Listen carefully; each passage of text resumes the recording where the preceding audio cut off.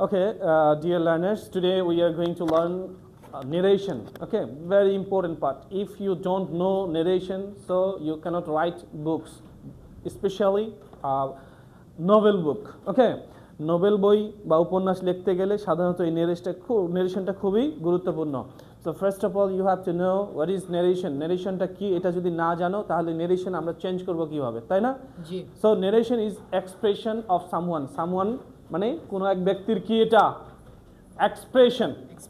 So নেরেশনটা কি হচ্ছে কোনো এক ব্যক্তির এক্সপ্রেশন. যখন আমরা কোনো কথা বলি, so this is the original word from আস.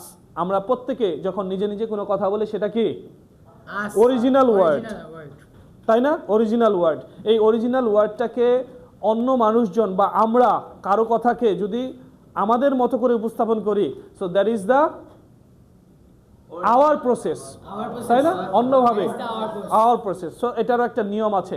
এই যে দুইটা ওয়েতে বলা, এই জন্য নেরেশনটাকে আমরা দুই ভাগে ভাগ করে দিই. কি কয় ভাগে? এক হচ্ছে direct, that means the original word of the speaker. কোনো এক ব্যক্তির বা বক্তার অরিজিনাল যে কথাটা সে বলেছিল হুবহু সেই কথাটাই বলাটাই হচ্ছে কি ডিরেক্ট নেরেশন. ঠিক আছে?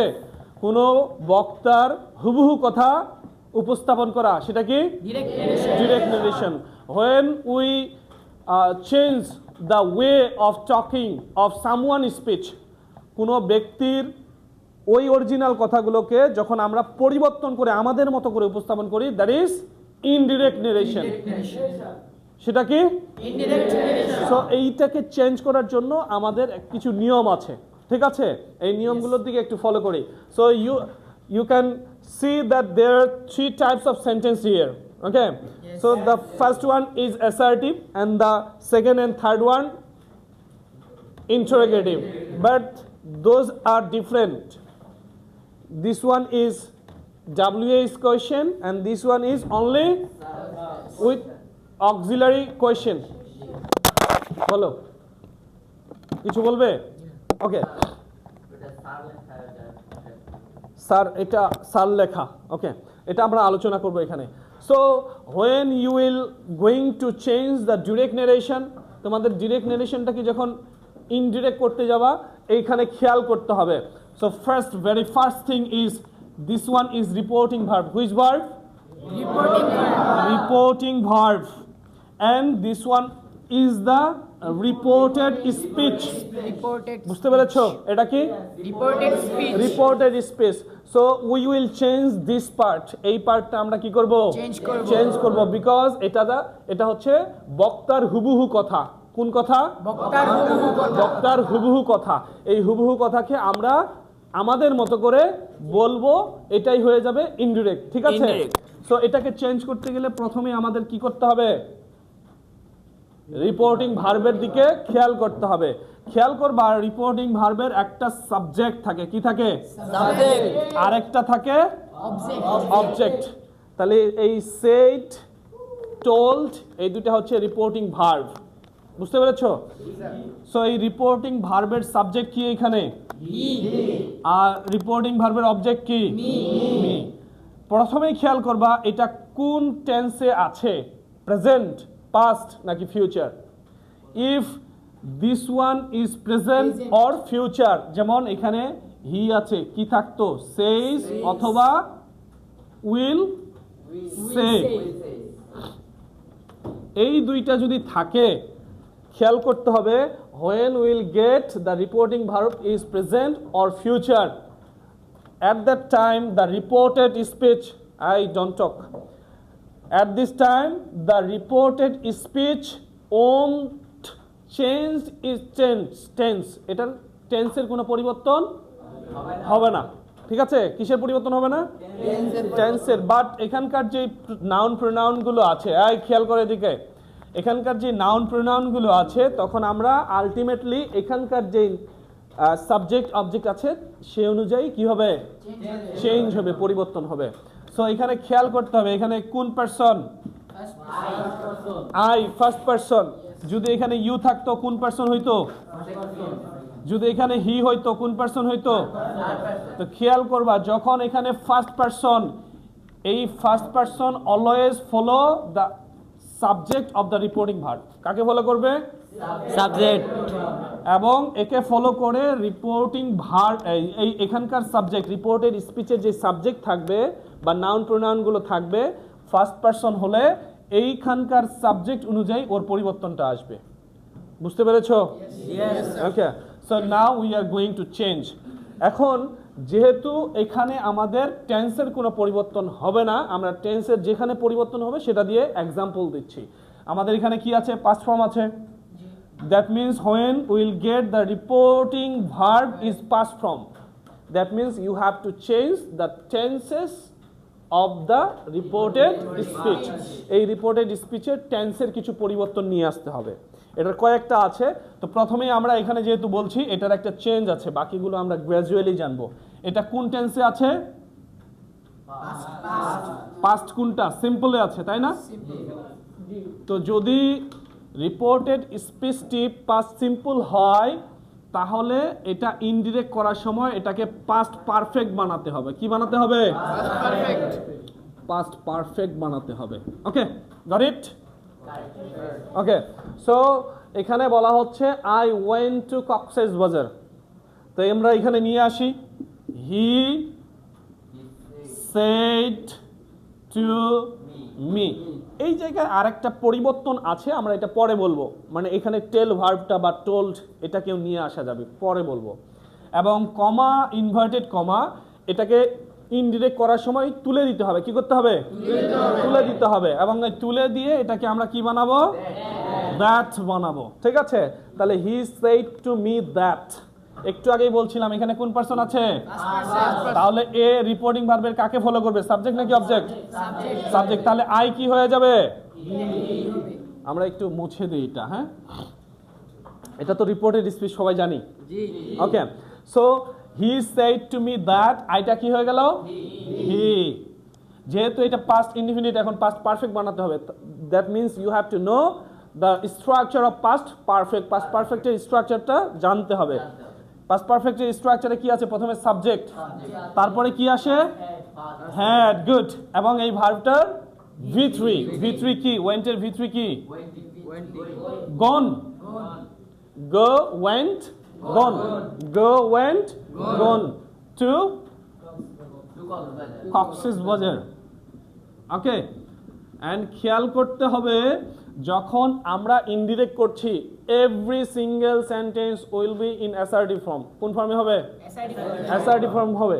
এটা তো অ্যাসার্টিভ আছে, এই জন্য অ্যাসার্টিভ, এটা সমস্যা নাই। কিন্তু যখন আমরা সেন্টেন্সের মিনিংফুলি যে অন্যান্য প্রকারভেদগুলো আছে, কি কি আছে? প্রকারভেদ আছে। ইন্টারোগেটিভ, ইম্পারেটিভ, অপটেটিভ, এক্সক্লামেটরি, সবগুলোকে অ্যাসার্টিভ ফরমেশন দিতে হবে। কোন ফরমেশন দিতে হবে? অ্যাসার্টিভ। এটা আমরা কি করলাম? অ্যাসার্টিভের একটা চেঞ্জ করলাম। He said to me that he had gone to Cox's Bazar. That means this I is he. Got it? কে কে বুঝে নাই? Who didn't get it? কে বুঝেনি? That means you, all of you got it. Right? Okay. So আমরা এটা assertive করলাম। এবার আমরা কোথায় যাব? ইন্টারোগেটিভে যাব। সো ইন্টারোগেটিভে গেলে খেয়াল করতে হবে ইন্টারোগেটিভ, দ্যাট মিন্স এখানে যে আমরা অ্যাসার্টিভের সময় সেইড টু লিখেছিলাম, এই সেইড টুর পরিবর্তে আমরা টোল্ডও ব্যবহার করতে পারি, কিন্তু টু বসানো যাবে না। কেন? কারণ সে ভার্ব ব্যবহার করার পরে অবজেক্ট ব্যবহার করলে একটা মাঝখানে প্রিপোজিশন নিতে হয়, এবং সেই প্রিপোজিশনটা কি? টু। বাট যখন আমরা টোল্ড ব্যবহার করব, টোল্ড, টেল ভার্বটা ডিরেক্ট অবজেক্ট গ্রহণ করতে পারে, এই জন্য কোনো প্রিপোজিশনের প্রয়োজন নাই। ঠিক আছে? বুঝতে পেরেছো তো? বাট যখন আমরা এটাকে ইন্টারোগেটিভ সেন্টেন্সটাকে ইনডিরেক্ট করব, তখন এই যে রিপোর্টিং ভার্ব আছে এটার পরিবর্তে আমাদেরকে লিখতে হবে কি? আস্ক। ঠিক আছে? যেহেতু এটা পাস্ট ফর্মে আছে এই জন্য এটা কি করব? আস্কড। তাহলে রাকিব আস্কড কাকে? জামানকে আস্কড করেছে। এখন এই যে কমা, ইনভার্টেড কমা, এখানে দুইটা রুলস আছে ইন্টারোগেটিভে। ঠিক আছে? ইন্টারোগেটিভের ক্ষেত্রে দুইটা রুলস আছে। একটা হচ্ছে যদি WH ওয়ার্ড দিয়ে কোয়েশ্চেন করা হয় কি দিয়ে? WH ওয়ার্ড কোনগুলো? গুড। সো WH ওয়ার্ড দিয়ে যখন আমরা কোয়েশ্চেন করব তখন এই যে দ্যাট ব্যবহার করতাম বা অন্য কোনো শব্দ আর ব্যবহার করা লাগবে না। কিন্তু যখন শুধুমাত্র অক্সিলারি ভার্ব দিয়ে, কোন ভার্ব দিয়ে? সো এটাতে WH ওয়ার্ড দিয়ে কোয়েশ্চেন করেছি, এটাতে করেছি কি? যখন WH ওয়ার্ড দিয়ে কোয়েশ্চেন করব তখন কোনো ধরনের আলাদা কিছু ব্যবহার করা যাবে না। বাট যখন অক্সিলারি ভার্ব দিয়ে কোয়েশ্চেন করব তখন এই কমা ইনভার্টেড কমার পরিবর্তে আমাদের ইফ শব্দটা ব্যবহার করতে হবে। কি? ইফ শব্দটা ব্যবহার করতে হবে। তাহলে আমরা যেহেতু প্রথমে WH দিয়ে করছি, এখানে কি লিখবো তখন? ওয়ার। এখন ইয়োর বুক, তাহলে বলছে Rakib asked Zaman where your book মানে কি? এই ইয়োরটা কে? আমরা বললাম এখানে যদি সেকেন্ড পারসন হইতো তাকে কাকে ফলো করতো? অবজেক্টকে। তাহলে ইয়োর মানে কি? জামানের। তাহলে জামানের হইলে এখানে তো জামান লিখেছে, এখানে কি লিখবো আমরা? হিজ। হিজ মানে কে? জামান। এই বুঝানোর জন্য জামানেরকে আমরা জামান বলে দিলাম, ঠিক আছে? হিজ বুক ইসটা কি হয়ে গেল? ওয়াজ হয়ে যাবে। Good, very good. কে বলেছে ওয়াজ? কে বলেছে? Thank you very much. ওর জন্য please give a big hand. ওর জন্য একটা জোরে তালি দিই সবাই। Okay okay okay, thank you thank you. তাহলে দেখো আমরা কিন্তু বলেছিলাম এটাকে অ্যাসার্টিভ করে নিব, এই জন্য এই যে সাবজেক্টটা এটাকে আগে নিয়েছি আমরা, এবং এই যে ভার্বটা আছে এটাকে কিসে পরে নিয়েছি, ঠিক আছে? কারণ সাবজেক্টের আগে যদি ভার্বটা নেই, অক্সিলারি ভার্ব, এটা কি হয়ে যাবে? কোয়েশ্চেন হয়ে যাবে। Got it? ওকে। সো এবার আমরা আরেকটা কোয়েশ্চেনে যাচ্ছি, এটা দিয়ে আজকে আমরা শেষ করব। তাহলে এখানে সাকিব কি হবে? said asked হবে asked তাহলে asked কাকে বলেছে? teacher asked the teacher। দেখো একটা জিনিস খেয়াল করতে হবে, যখন স্যার বলে সম্বোধন করে, স্যার, তার মানে কি রেসপেক্ট শো করেছে না? জি তাহলে এখানে আমরা লিখব রেসপেক্টফুলি। কি লিখবো? respectfully রেসপেক্টফুলি, ঠিক আছে? Sakib asked the teacher respectfully. স্যারের এই জায়গাটায় আমরা কি করেছি? রেসপেক্ট শো করেছি, তাই না? আমরা বললাম কমা ইনভার্টেড কমা যদি শুধু অক্সিলারি ভার্ব দিয়ে কোয়েশ্চেন করে তাহলে কমা ইনভার্টেড কমা এটা কি করব? আমরা তুলে দিয়ে ইফ ব্যবহার করব। Good, very good. ওর জন্য আরেকটা তালি হোক। Thank you. ওকে, এবার বলছে এই ইউটাকে, এই ইউকে স্যার, দ্যাট মিন্স আমরা যখনই এখানে সেকেন্ড পারসন পাবো তখনই এখানকার রিপোর্টিং ভার্বের অবজেক্টকে খেয়াল করব, ঠিক আছে? তাহলে এখানে লিখবো ইফ হি। হি তো দুইজনই, সাকিবও হি, টিচারও হি। তার মানে টিচারকে বোঝানোর জন্য আমরা কি লিখতে পারি? এখানে টি লিখতে পারি, তাই না? তাহলে ইফ হি, এদিকে কি আছে? কুড। কুড, কুডি বসে যাবে, কুডের কোনো পরিবর্তন হবে না। টেল মি মানে কে? মি মানে কে? সাকিব নিজে না? তার মানে এখানে কি লিখবো আমরা? Him. Sorry, could tell him. Could tell him. Him বলতে এই যে কাকে বুঝবো? টিচার নাকি সাকিবকে? এই জন্য এস দিয়ে দিলাম আমরা। বুঝতে পেরেছো? তাহলে ইফ হি কুড টেল হিম ইট। ইট বলতে আমরা সাধারণত এখানে দিস আছে, আমরা দ্যাট ব্যবহার করব। দ্যাট এবং এগেইন যেভাবে আছে। দেখো সেন্টেন্স এটা কিন্তু সাবজেক্টের পরে ভার্ব নিয়ে এসেছি, তার মানে আবার কি হয়ে গেছে? অ্যাসার্টিভ হয়ে গেছে। সো আমরা একটু রিক্যাপ করি, এটা কি বুঝতে পেরেছো? আমরা একটু রিক্যাপ করব। What is narration? Narration means someone's expression. Narration means someone's. How many kinds? Two kinds. One is direct, another one is indirect. Direct means direct means original word of the speaker. Direct means original words or original speech of the speaker. And indirect means the way the way we speak of the original words of the speaker original শব্দগুলো আমরা যেই ওয়েতে ব্যবহার করি সেটাই হচ্ছে কি indirect narration. So if we want to change the direct narration into directটাকে যদি আমরা indirect করতে চাই, at the very first you have to follow, কোথায় ফলো করতে হবে? reporting verb K. If the reporting verb is present or future, reported speech no change, কোনো টেন্সের কোনো কি হবে না, চেঞ্জ হবে না, কিন্তু নাউন বা প্রোনাউন গুলোর চেঞ্জ হবে, ঠিক আছে, টেন্সের কোনো পরিবর্তন হবে না। But if we find it কি পাই, past form of the reporting ভার্বটা যদি কি পাই, পাস্ট ফর্ম পাই, তাহলে আমরা এখানে টেন্সের পরিবর্তন নিয়ে আসবো। কিসের পরিবর্তন নিয়ে আসবো? টেন্সের। যেমন এটা কোন টেন্সে আছে? I went to Cox's Bazar, কোন টেন্সে আছে? পাস্ট ফর্মে, পাস্ট টেন্স, পাস্ট সিম্পলে আছে। তাহলে এটাকে আমরা কি চেঞ্জ করেছিলাম? পাস্ট সিম্পল থাকলে পাস্ট পারফেক্ট হবে। তাহলে আমরা এখানে যাই, হি said to me, comma inverted কমার পরিবর্তে দ্যাট, আইটাকে হি, এবং এটার স্ট্রাকচার চেঞ্জ নিয়ে আসবো পারফেক্টের, হ্যাড গন টু কক্সেস বাজার। Got it? আচ্ছা, the second and third one is the interrogative sentence. দুইটাই interrogative না? Yes.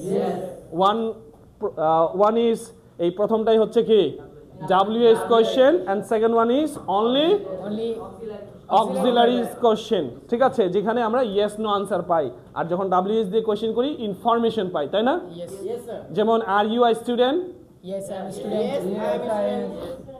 তার মানে তুমি ইয়েস আনসার দিয়েছো, কিন্তু যদি আমি বলি হোয়ার আর ইউ আই স্টুডেন্ট, তুমি কোথায় একজন ছাত্র, তার মানে তোমাকে নতুন কোনো তথ্য দিতে হচ্ছে, তাই না?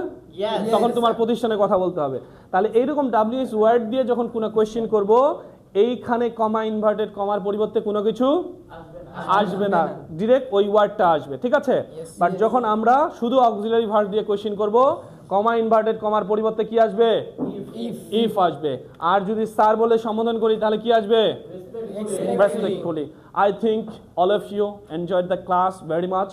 And do you have any query about our today's lesson? Any query? Any question? No. So thank you very much.